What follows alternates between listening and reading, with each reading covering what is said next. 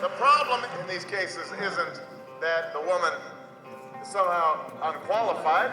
They're doing the same job with the same qualifications, and they're being paid differently. The problem is employers aren't treating women fairly. That needs to be changed, and I'll change it when I'm president of the United States of America. Despite the claim by President Obama of the stark wage gap in America, research shows that when confounding variables are taken into account, the gap is less significant.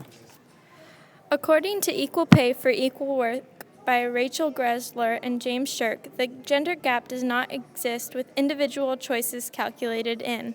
For example, when a woman decides to leave the labor force for 3 years to care for her children, her productivity and skills have depreciated. When she returns, she will earn less than she would have if she wouldn't have taken time off. With less experience, she will be less productive and won't be able to move up to a higher position as quickly. Gressler and Shirk's last point is that employees who work longer shifts earn more money.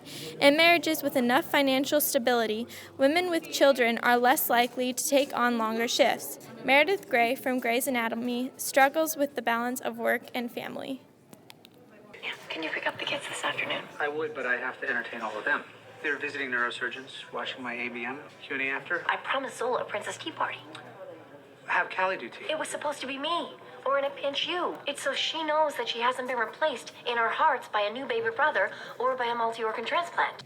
Studies show that women tend to gravitate toward lower-paying jobs such as social work, teaching, and art. One of the most important decisions a student can make is picking a major.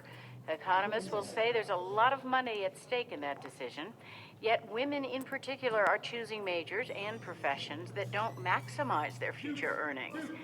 Because of this, the comparison between men and women's wage is not equal. As the Republican National Committee has stated, there's a disparity not because female engineers are making less than male engineers at the same company. It exists because a female social worker makes less than a male engineer. The gender gap in top corporate jobs is due to young average age and lower average seniority of female executives.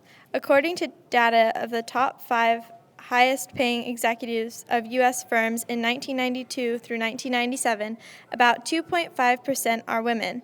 Women earn 45% less more than the men. However, 75% of this is because women manage smaller companies and are less likely to be a CEO, chair, or president. The gap is reduced to less than 5% when somebody accounts for the lower seniority of women executives than men. Women have tripled their top executive ranks over this period of study done by Marion Bertrand and Kevin F. Halleck.